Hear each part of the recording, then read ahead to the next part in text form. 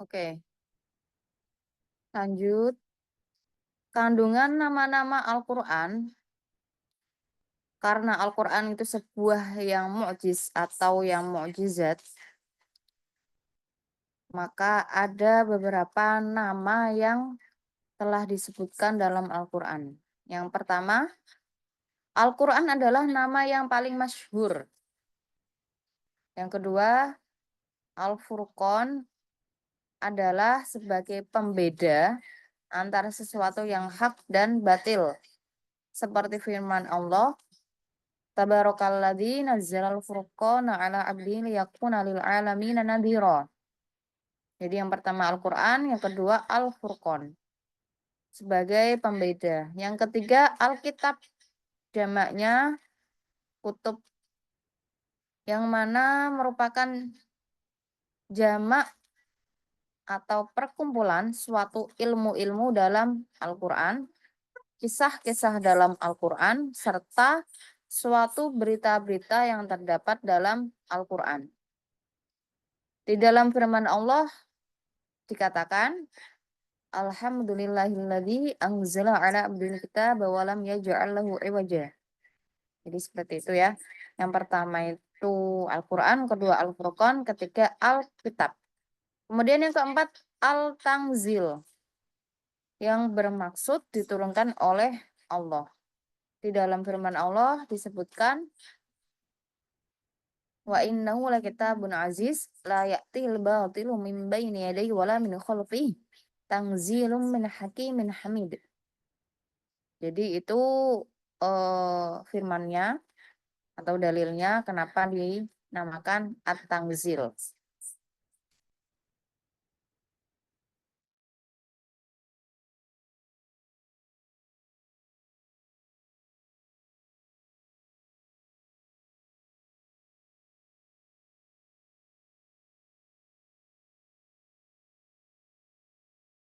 Umat terdahulu supaya mengambil faidah dan hikmah. Adapun kata adzikru sendiri mempunyai makna mulia dalam firman Allah, wa innahu ladzikrul laka wa liqaumik inna nahnu nazzalna dzikra wa inna lahu lahafidun. Jadi semuanya ada dalilnya kecuali Al-Qur'an sendiri, karena Al-Qur'an merupakan em, salah satu istiqoq kalimatnya. Jadi yang saya dapat itu ada lima nama Al-Quran. Selain nama Al-Quran, 4 nama selanjutnya adalah yang paling dikenal. Maksudnya selain nama Al-Quran tadi yang pertama, 4 nama berikutnya kayak Al-Furqan, Alkitab, At-Tanzil, Az-Zikru itu yang paling dikenal. Kemudian menurut Imam Zarkashi terdapat 55 nama Al-Quran di dalam kitabnya Al-Burhan. Jadi Imam Zarkashi yang mengarang kitab Al-Burhan itu beliau menyebutkan ada 55 nama. Kemudian Imam Suyuti di dalam kitabnya Al-Itqan menyetujui pendapat Imam Zarkashi. Kemudian disebutkan dalam kitab At-Tibyan terdapat sekitar 90 nama Al-Quran. Jadi Imam Zarkashi itu sama kayak pendapatnya Imam Suyuti ya. 55 nama. Kemudian dalam kitab At-Tibyan terdapat 90 nama Al-Quran. Ada kitab At-Tibyan fi Ulumil Quran, itu pengarangnya beliau ini Syekh aduh, itu kitab Mu'asyirah tapi siapa ya kalau At-Tibyan fi Ulumil Quran.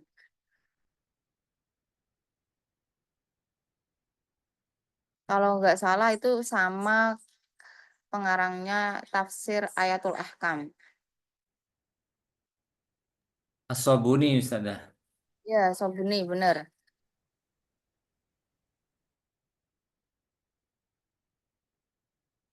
Jadi paham ya untuk nama-nama Al-Qur'annya? Iya, Ustazah. Oke, lanjut. Nah, pengertian Al-Qur'an. Insya Allah ini satu bab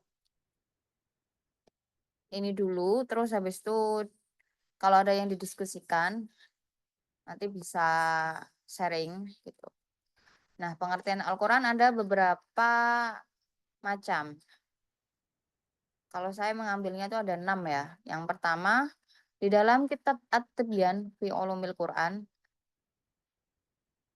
Nah, ini Syekh Ali As-Sabuni yang saya sebutin tadi. Yaitu kalam Allah yang mukjizat diturunkan kepada Nabi Muhammad SAW dengan perantara malaikat Jibril yang ditulis di dalam mushaf-mushaf yang diriwayatkan secara mutawatir dan dibaca mendapat pahala dan diawali oleh surat Al-Fatihah dan diakhiri oleh surat An-Nas. Nah, pendapat ini menurut para ulama dan usuliyin, ulama usuliyin ya. Yang kedua, kitab Madkhal fi Dirasah Al-Qur'an Al-Karim, yaitu punya Syekh Muhammad Abu Syahbah. Beliau mengatakan kalam Allah yang diturunkan kepada Nabi Muhammad yang bermukjizat dalam lafadznya dibaca mendapat pahala yang ditulis dalam mushaf-mushaf dari surat Al-Fatihah sampai akhir surat An-Nas. Dan menurut pendapat saya, artinya menurut pendapatnya Imam Abu Syahbah, yang dimaksud diturunkan adalah diturunkan kepada Nabi Muhammad SAW, yang mana selainnya dari para nabi yang mendapat kitab Taurat, Injil, Zabur, dan Suhuf. Dan yang dimaksud oleh mukjizat dalam lafadznya dan dibaca mendapat pahala adalah dari Allah. Dari Allah langsung, bukan seperti hadis qudsi yang bukan mukjizat dan tidak mendapat pahala ketika dibaca. Jadi pendapat ini menurut para ulama usuliyin, fuqaha sama ahlu Arabiyah. Tuh. Kemudian ketiga, kitab Mabahis fi Ulumil Quran, karangannya Syekh Mana Al-Qattan. Beliau berpendapat yaitu kalamullah yang diturunkan kepada Nabi Muhammad dan dibacanya mendapat pahala. Yang dimaksud kalam adalah jinsut ta'rif yang kalamnya khusus dan bukan seluruh kalam yang digabungkan oleh lafadz Allah, yaitu seperti kalamnya jin, manusia, sama malaikat. Kemudian yang dimaksud diturunkan adalah sesuatu yang ditakyid atau yang dibatasi ya. Artinya diturunkan hanya kepada Nabi Muhammad, yaitu selain daripada Nabi terdahulu yang mana diturunkan pula kitab-kitab samawi seperti Taurat dan Injil. Kemudian dan yang dimaksud diturunkan kepada Nabi Muhammad selain para nabi yang diturunkan kitab samawi seperti Taurat dan Injil, dan yang dimaksud membacanya adalah pahala, yaitu jadi beliau itu kayak merincikan satu persatu ya. Dimaksud membacanya itu sebuah pahala. Pahala itu eh yang terdapat kiroat bersifat mutawatir. Artinya kiroat yang sahih.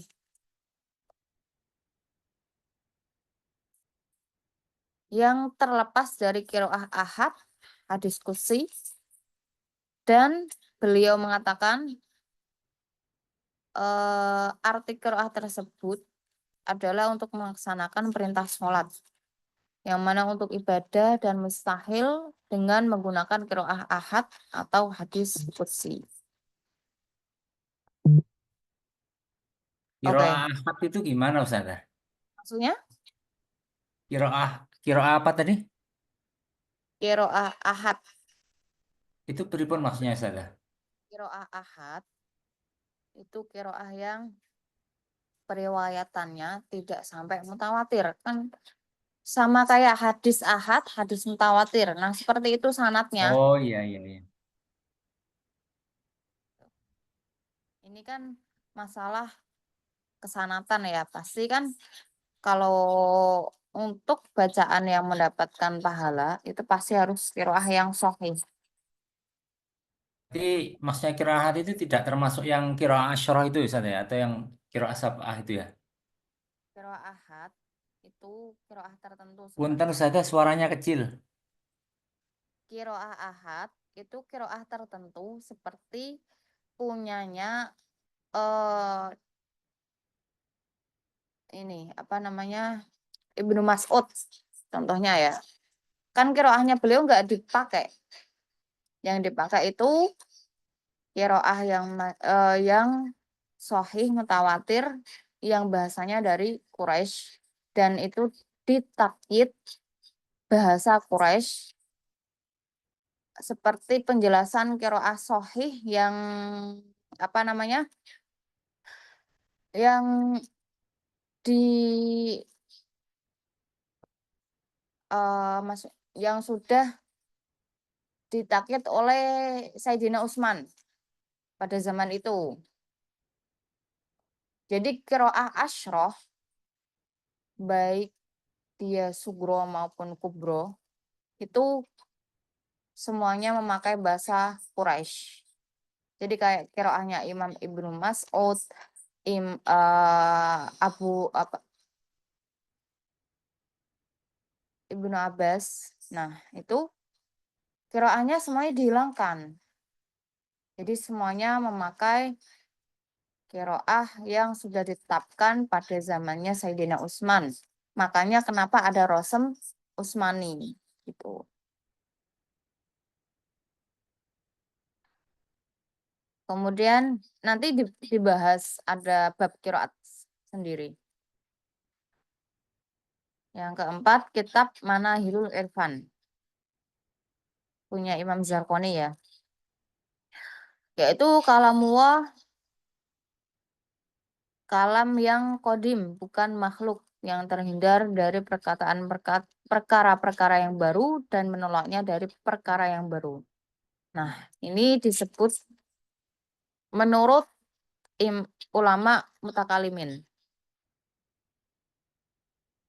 Kemudian nomor 5, kitab Muhadharah Ulumul Quran punya Syekh Fadil Hasan Abbas. Menurut beliau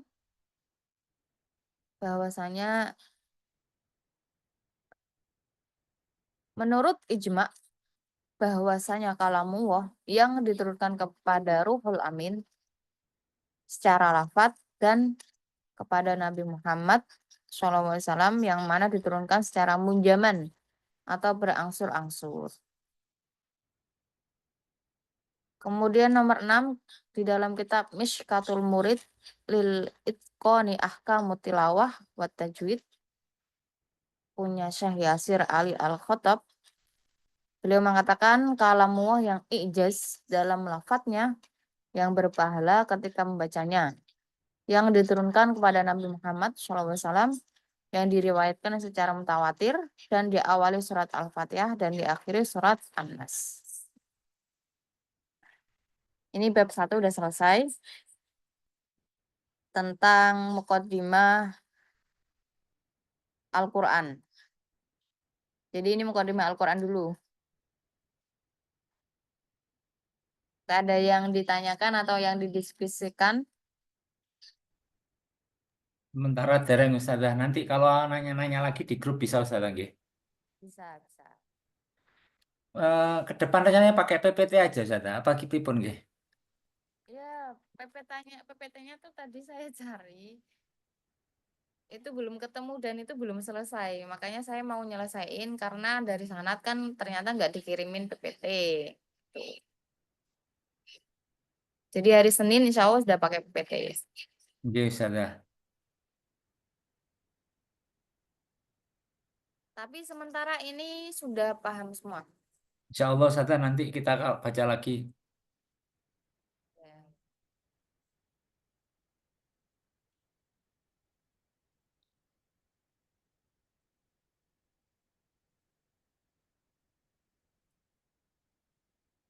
Kira-kira ada ilmu baru nggak?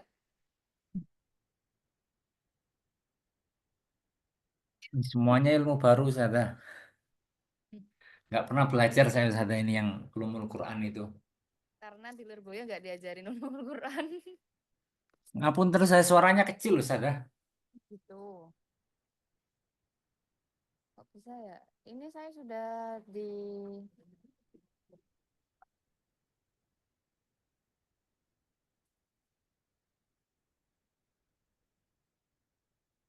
sudah saya ini apa namanya? Di full.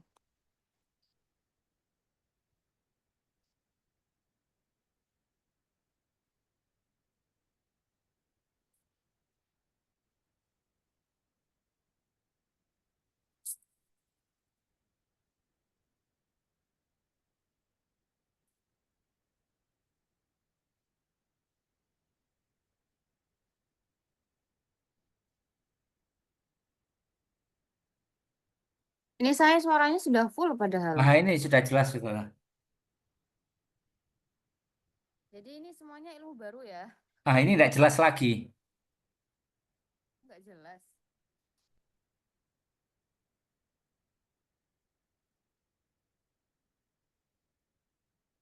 Oh, lagi hujan soalnya di sini makanya sinyalnya sering susah. Mungkin pakai headset aja Ustazah. Bagusnya.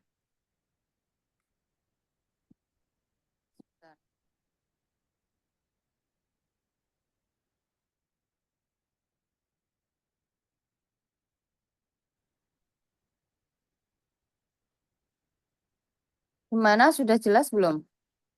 Sampun, sampun. Jadi ini semuanya ilmu baru ya untuk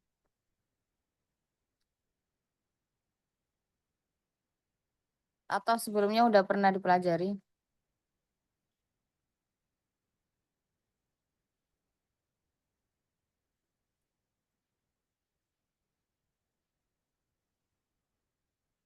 Ini sudah jelas belum? Sudah Ustazah cuma kadang itu hilang gitu mengecil. Tidak terdengar. Iya, soalnya di sini kan lagi hujan, makanya kayak sering sinyalnya hilang-hilang sendiri gitu.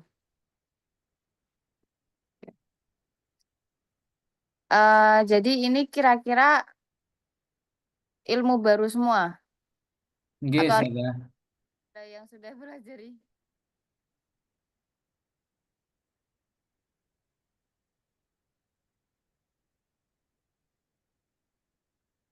Gimana?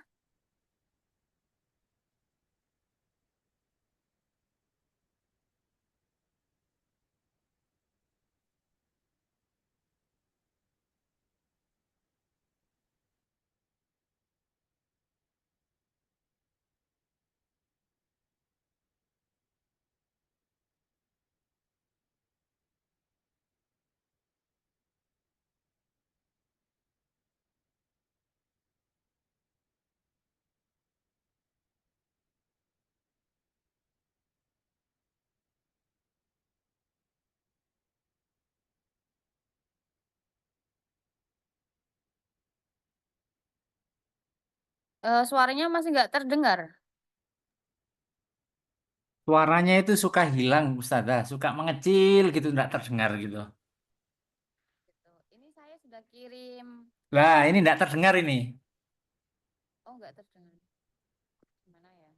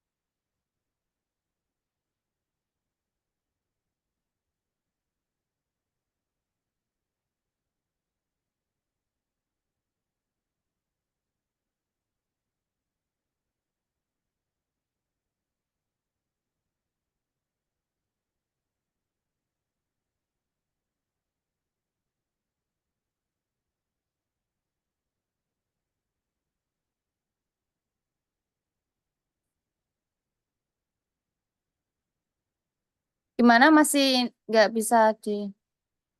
Terdengar Ustazah cuma masalah biasanya kalau Ustazah ngomong itu terus mengecil gitu enggak. Oke, ya udah Nanti gimana? bisa dicek di rekaman. Oh, ya udah. Sementara ini dulu ya. Kita akhiri dulu daripada terkendala seperti ini. Nggih, nggih.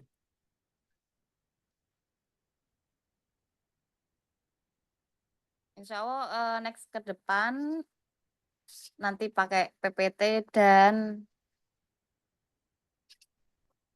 dan nanti saya pakai headset aja, pakai earphone biar lebih jelas. Udah gitu aja ya. Nggih, Ustazah.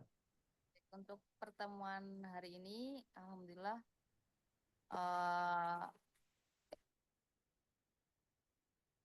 eh sinyal-sinyalnya aja ya. Nggih. Karena di sini kan lagi hujan. Kalau hujan emang sinyalnya itu sering hilang-hilang gitu. Udah akhirul kalam. Wabillahi taufiq wal hidayah wa ridwan wal inayah. Wassalamualaikum warahmatullahi wabarakatuh. Waalaikumsalam warahmatullahi wabarakatuh. Matur nuwun. Sami.